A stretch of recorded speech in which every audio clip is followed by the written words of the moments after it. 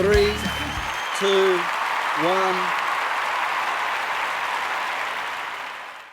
Hey, buddy. Hey, everybody. Welcome to the Red Hot Underdogs, the inevitable podcast that never, ever, ever finishes in pole position. No. And there's JJ. G'day, JJ. Never has, never will. Bathurst special, Drewy. No. So I'm in Bilpin. So we went to Bathurst, then we went to Orange. Now we're in Bilpin, which is kind of north of the Blue Mountains, or kind of probably Blue Mountains. Yeah. The internet isn't amazing, so expect a bit of freezing and stuff, okay? Yeah. Look, this will inevitably be a paint by numbers kind of pod. This is a Red Hot Underdogs first, actually doing a motorsport episode. So there'll be a lot of hardcore fans out here going, "You back? What are you talking about?"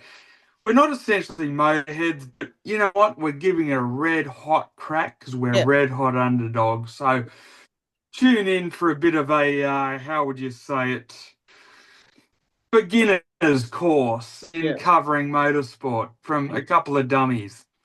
Yeah. So we're talking about Bathurst, and it's really windy here too. If it's too windy, let me know, Drewy.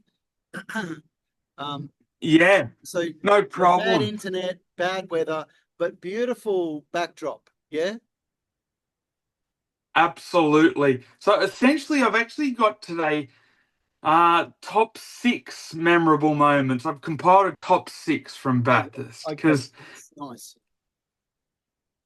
You know, like 10, it's a bit hard to fit it all in. Maybe it is, maybe it isn't. But I'm not rusted on enough fan to have had a top 10. But sometimes it's about quality, not quantity. And that's what I always say. And funny enough, not that we'll create either, but Drewy, we'll give it a go. The Bathurst race starts today, like as in right now, 10:45. It started 4 minutes ago. So this is the day to do it. I mean, we were going to do this episode tonight, and we could have said the winner, but I might, if I edit it, I can put the winner on there. You know, like now anyway. But you know, like that's not what it's about. It's talking about Bathurst. I've got some fun facts and you know some fun things to say after you've done your top 6 things, Drewy. Okay, so look, essentially we will, as you say, sort of mention the winner later on in some sort of form, whether that be in the comments section or visually in the thumbnail. We'll also mention it week just to reiterate the actual winner and give them their props. Just a quick one to begin the day. Here was the top 10 as far as grid was concerned. Number 1 was Stecky and Hazelwood in the Ford. Number 2, Cam Waters and Wyndham in a Ford. Mostert and Coulthard in a Ford. Number 4, Wood, Ojeda in a Ford. Number 5, Feeney and Whincup in a Chevrolet. Number 6, Murphy and Stewart in a Chevrolet. Randall and Moffat in a Ford. Hill and McLeod, number 8 in a Chevrolet. 9, De Pasquale and Jones in a Chevrolet. And 10, Percat and Slade in a Chevrolet. And just for people who didn't realise, which is something I didn't know, but I gained during research, the Holdens were actually retired in 2022. What do you mean retired? Well, they don't actually race. It's now Ford versus Chevrolet, which kind of takes a bit of mystique away from that great storied Ford versus Holden rivalry. It's you know, like, you know, I lived in Wodonga for a bit, It was all about the Ford and Holden. Yeah, that's a shame, isn't it? Yeah. Yeah, now you got a Chevrolet cruising. Do I need to go inside? Sorry? Do I need to go inside? No, you're right. Okay. If you want, how is my reception bad? No, it's good. As long as you can hear me. No, I can hear you perfectly. That's fine. So, with all that being said, we're going to rock into our top 6 Red Hot Underdogs. most memorable Bathurst moments for what that's worth. And just bearing in mind, we are absolute rank casuals in the motorsport history. But because we're Red Hot Underdogs, we're giving it a red hot fucking go today. Yeah. So, we might have a few problems in the pits, but that's the way it runs. Yeah. Okay. So, number 1. Number 6. You can count number 6. Count us 6-1. Yep, that makes more sense. Yep. Beautiful. So coming in 6, we have the 1992 winners, Jim Richards and Mark Skaife. Now, this was actually a controversy because during the course of the race, there was extremely heavy rain and a little bit of hail, and there were accidents deluxe. So what happened? The red flag came out. What does the red flag mean? The red flag means the race is over. They did not actually finish the race. Over. But what they did do is, here's where the controversy happens. When the red flag is waved, the actual lap hadn't been completed when the red flag was waved. So the winner becomes who was leading the last lap that was completed prior to the red flag being waved. And that, in fact, was Jim Richards and Mark Skaife in the Nissan GTR car. The controversy happens whereby they actually crashed during the lap where the red flag was waved. So they waved the red flag to say race is over, and then these blokes crashed, and they still won. Yes, because they were leading the race prior to the red flag being waved, and that was the look at this. That was the previous lap that had been completed. Yes, he's upset. So everyone was upset. Yeah, Drewy, is that the one when they took the podium? The guy said to the stage, "Oh, you're a pack of assholes," or "I've never seen." I am glad you mentioned that. I'm so glad you mentioned that, because that's exactly what I was getting to. Yeah, what did he say? Number 6, pack of assholes. So here's what he said. He got up there. There were a lot of Holden fans, a lot of Ford fans, a lot of booing, a lot of jeering. Yeah. He said, as far as Australian sports fans are concerned, I am absolutely ashamed that this is where we've got to. And he goes, this moment will remain with me for a long time. You're a pack of assholes. Yeah. And they were all booing and yelling, bullshit, bullshit, bullshit. And Jim Richards, that's exactly what he said. This moment will remain with me for a long time. You're a pack of assholes. And then when the person on the podium who was being the MC for the television station said, well, if you want, because you're frustrated with them, you can all spray them with champagne now. He said, I wouldn't even fucking bother. Yeah, wow. Okay. So what did you took it home? That is number 6. And look, took it home with the wreath and with Mark Skaife, and they go, fuck you all. Yeah, wow. Yeah. Okay. So that was number 6.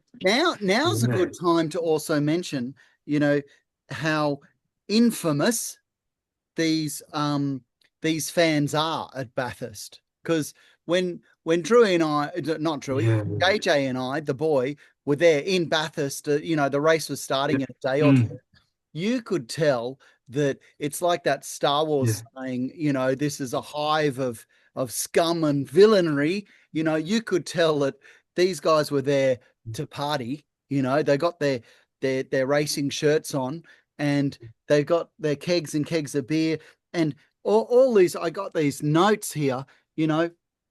Burnouts, beer fountains, chainsaws, homemade flamethrowers they've got homemade flamethrowers. Yes. On the hill. Like, seriously. Yeah. It is just drunken. Oh, mate, it's chaos. Like these fans are psychopaths. That's what they are, Drewy. They're psychopaths. And look, I'm not surprised that they yes. about It is what we call it is what we call here at the Red Hot Underdogs the wild west. Yeah, they are there.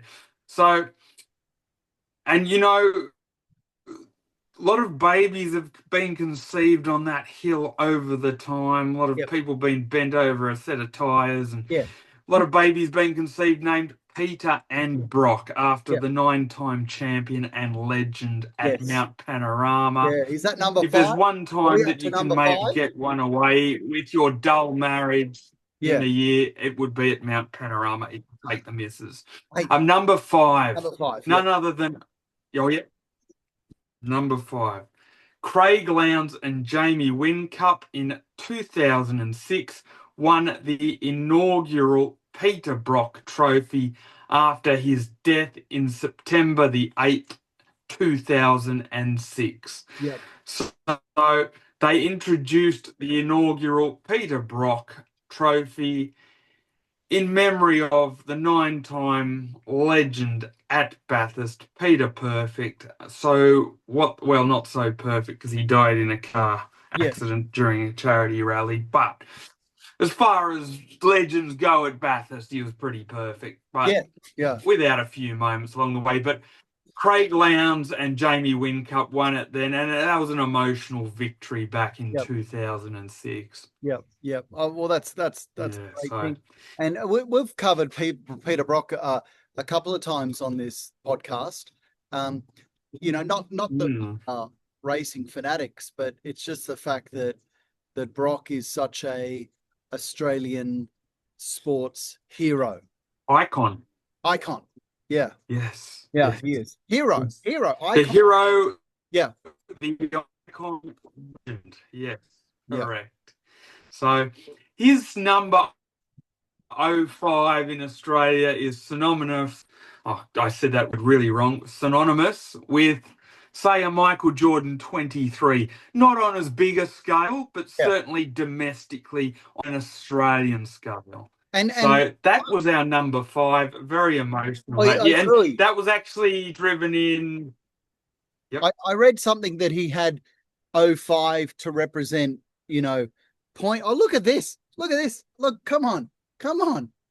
I just got served a cup of tea. Look at that. Well, that's good. That's your pit crew.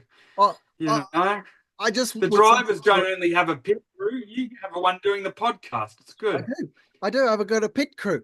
Now, listen, Drew, I heard that Brock kept 05 representing kind of safe driving, don't drink and drive. Look at this. Now she's offering me banana bread.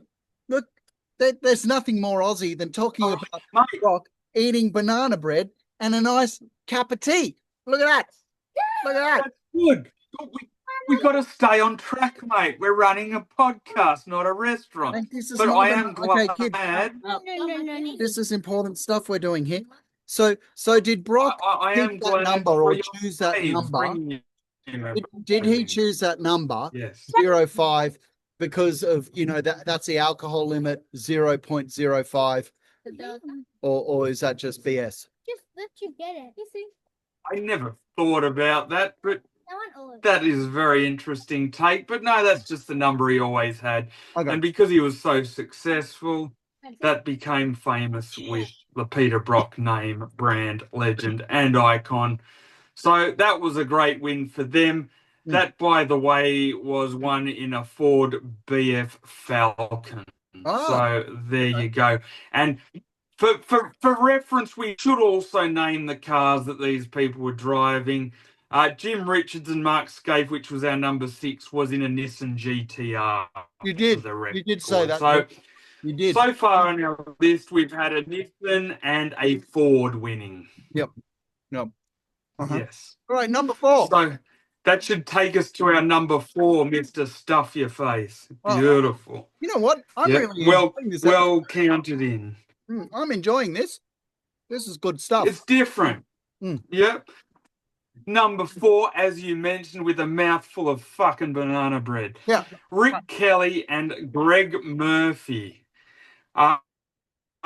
win the back-to-back in 2003 and 2004.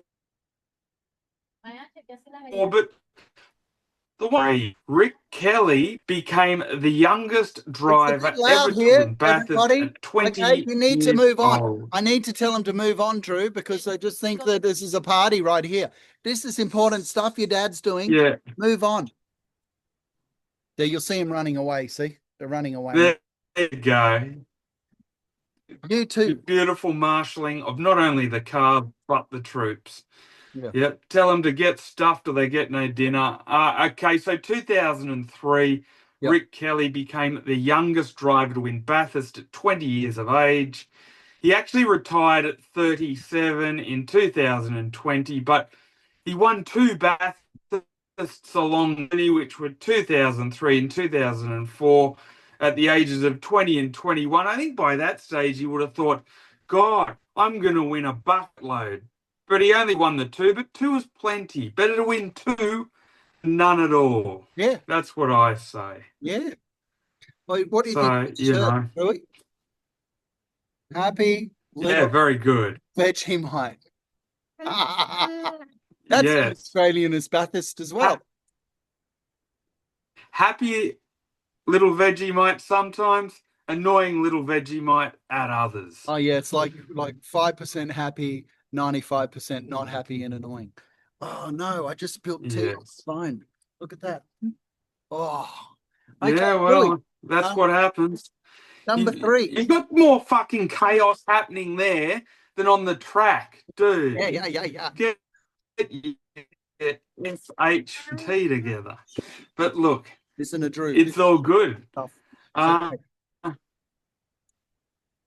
How you going? But like at 20, that's pretty iconic, pretty big, massive thing to do is to win Bathurst at 20. 20 years old. We've discussed on several episodes and on several occasions, we did absolutely or achieved absolutely nothing by the age of 20. I still haven't at 48. Yeah.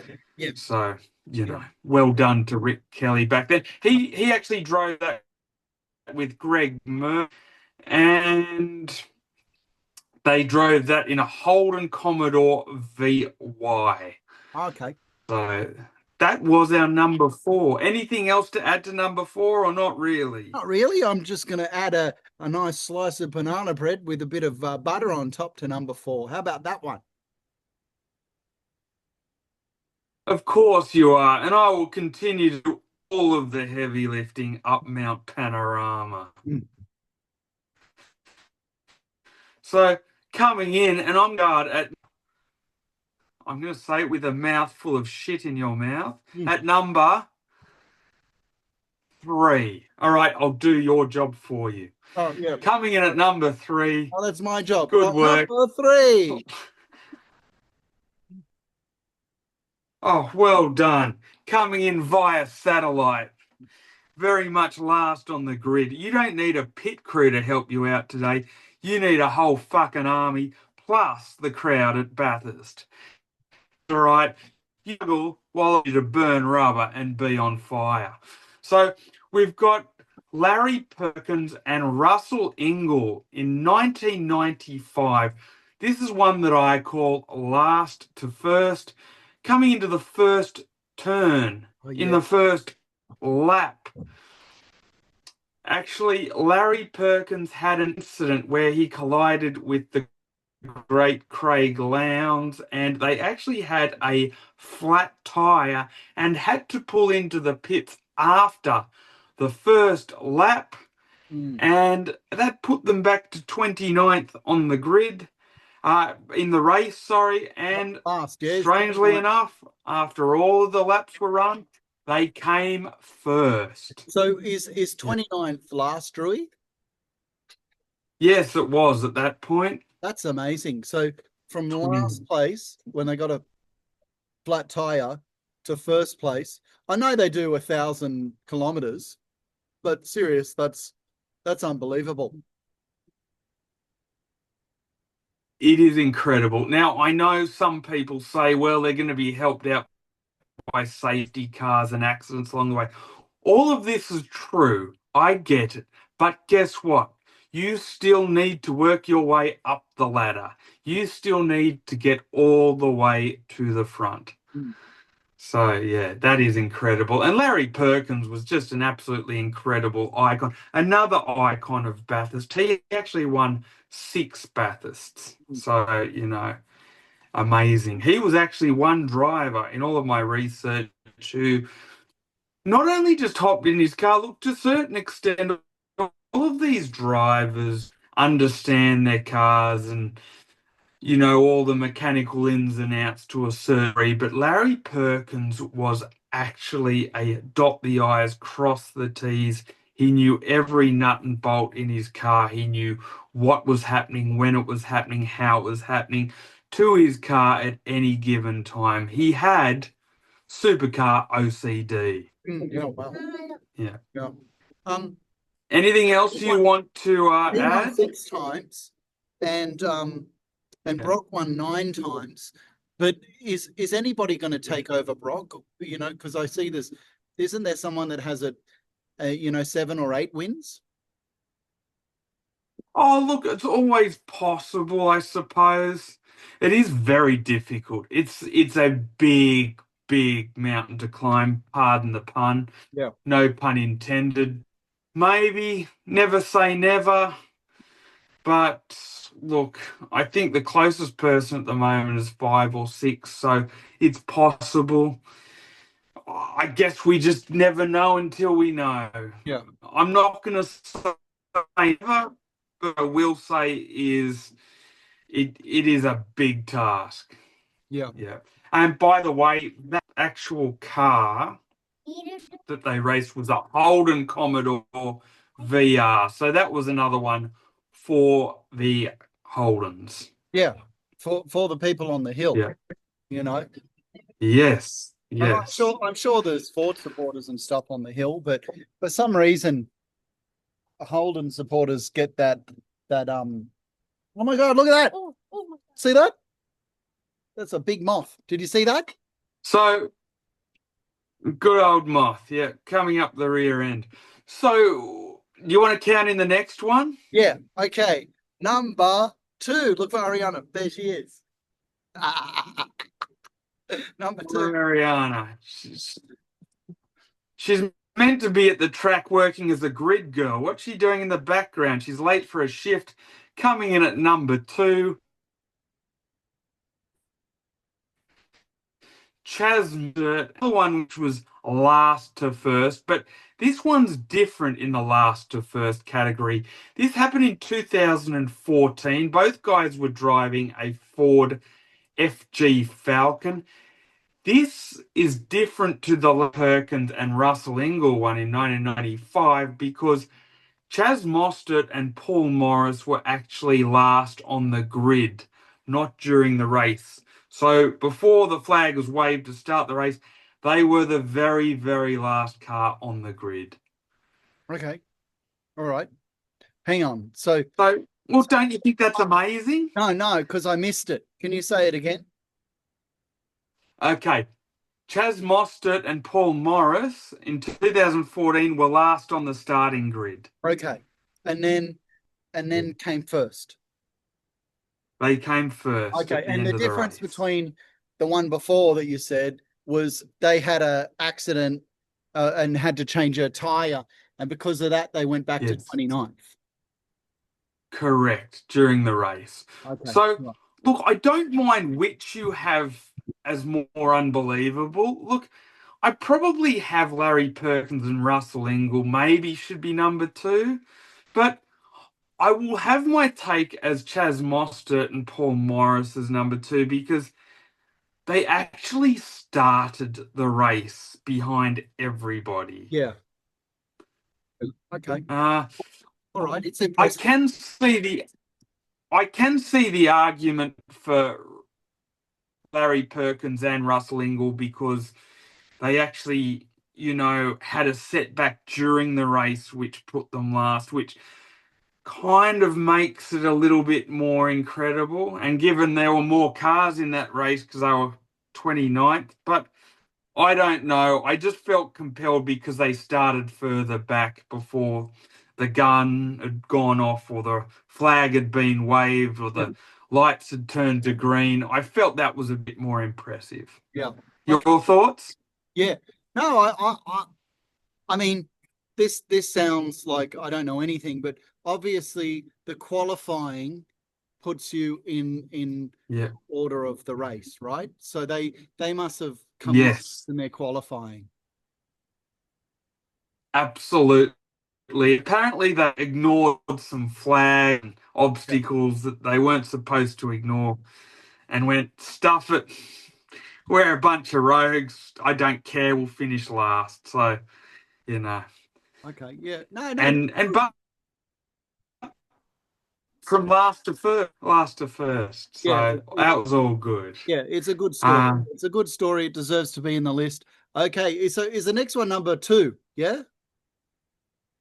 No, next one's number 1. Oh, we're flying through this, mate. Yeah, I wasn't expecting to get to number 1 so quick because usually we really struggle, but probably that's because we know more about certain other sports and certain other things that we get distracted. We go down weird rabbit holes. We're getting correct. It's okay, Drew, because we finished number 1. I've got some interesting stuff to read out about Bathurst anyway.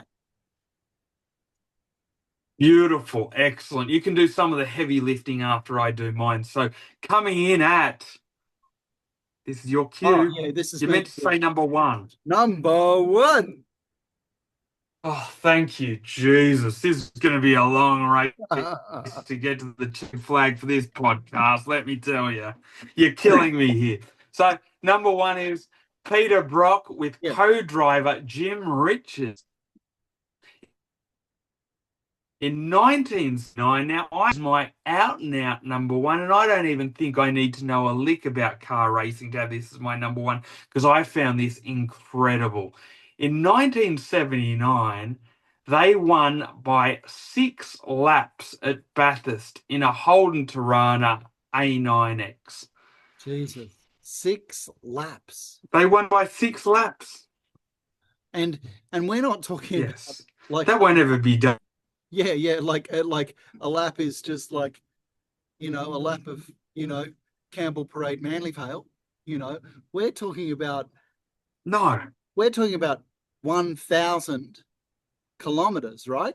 Like okay, well, that's the total. Mount Panorama. How big is Mount Panorama?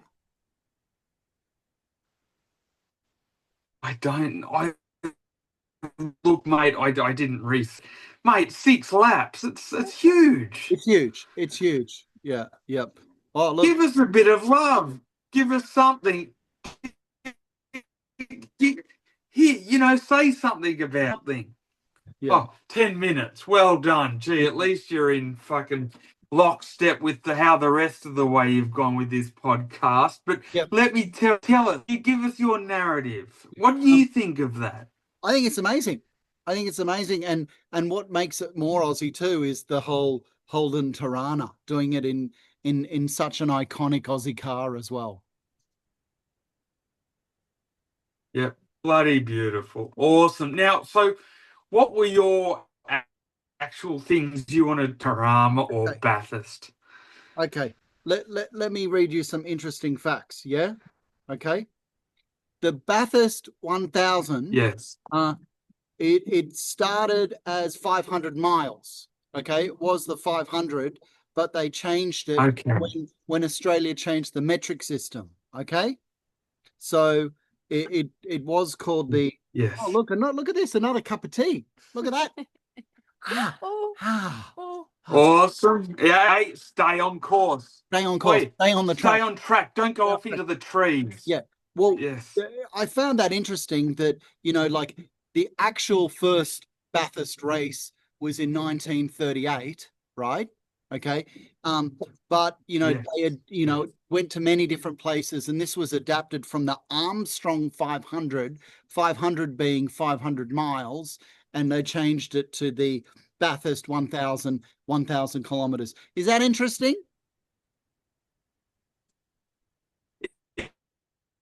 It is interesting. Also, a little known fact that you didn't realise, One Hit Wonder, the Proclaimers actually walked that 500-mile track once and put it into a song. Anyway, here with your next one. Yeah. Next one, Mount Panorama. What else you got? Hey, Mount Panorama, Drewy, is actually a public road. Yes. So, when the race isn't on. I did know this. Yeah. And do you know how fast you go on that road? 60 kilometers an hour. How fast? 60 kilometers. Well, there you go. But yes, I remember being on a school excursion going on Mount Panorama. I remember my dad driving me there when I was younger. Yeah. I have been there when the race hasn't been on. Yeah. Yes. Okay. Correct. What else you got? It's one of the steepest race tracks in the whole world. Okay. It rises from the pit straight to the skyline, Mount Panorama, 174 meters, which is huge. Yeah. Wow. There you go. It's steep. Yeah. Awesome for all you maths geeks and people who. Yeah. It's steeper than San Francisco. You know the San Francisco hills that are all really famous where the trams go up and down like that? I do know that. And that is steeper. A very interesting fact. Good. Excellent. You're starting to earn your money here. Yeah. Not that we earn any money on the Red Hot Underdogs. We don't. But you're picking up some momentum heading into the straight. Yeah. What else have you got? I've got Peter Brock, King of the Mountain, won 9 times. We know that. But it's worth re-mentioning. Yeah, we know that. Okay. Yes. The other one too, they say it's there's a ghost. Locals say the driver is haunted. Sorry, the track is haunted. Because Skyline, the driver who died there, Mike Bergnam, in 1986, haunts it. So it's haunted as well. Oh, okay. No, all right. Very good. The old haunted Mount Panorama. Lovely. Beautiful. All right. And was that the last of your brilliant facts, or you still got more? I've got a couple more. One race was decided by 2 seconds in 1977, the year you and I were born. Okay, so they had, correct 2 cars neck and neck. But I mean, that's quite an amazing thing, like a huge race being decided in less than 2 seconds. That is. And do you have who won, or are you going to let us down with that fact? 4 teammates, Alan Moffat and Colin Bond, famously finished side by side, crossing the line just 1 car length apart. So it was Bathurst's most iconic image. It's an iconic image. But the photo is legendary. I think that's worth mentioning. Yeah, very good. Alan Moffat was one of the legends of Bathurst before Brock. Yep. So, yeah, iconic name. You can never leave him out.